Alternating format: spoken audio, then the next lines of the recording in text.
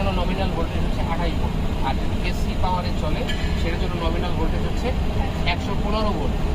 তো এই ভোল্টেজে কম বেশি হইলে তখন আমি জানাবো যে আমার পাওয়ারে প্রবলেম আছে, পাওয়ারটা চেঞ্জ করে দিতে হবে।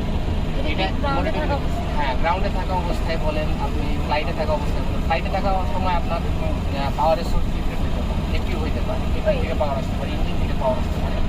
সো তখন আমি এই বিভিন্ন ভোল্টেজ, যেমন এপিউর, এখন এপিউর চলতেছে না, সো 0 ভোল্ট। এখন চলতেছে জিপিউ ভোল্ট, এটা যখন এপিউর চলছে তখন আমি এপিউর ভোল্টেজ দেখতে পারবো।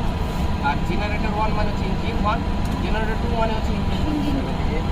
এখন তো যেটা চলছে সেটা হচ্ছে গ্রাউন্ড সাপ্লাই।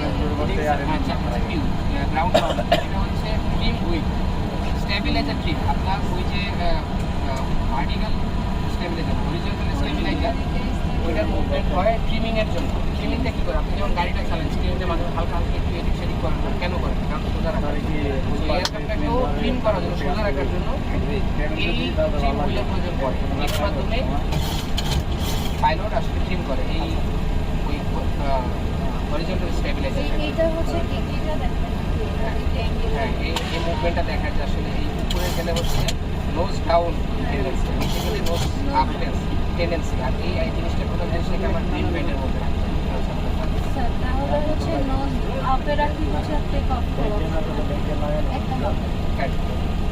এটা কত ডিগ্রি অ্যাঙ্গেলে থাকে আপে দেওয়ার সময় যখন কি টেক অফ করতেছে? এটা অ্যাকচুয়ালি আপনার ট্রিমিং, এই জিনিসটা মানে ব্যালেন্স করার জন্য। ব্যালেন্স করার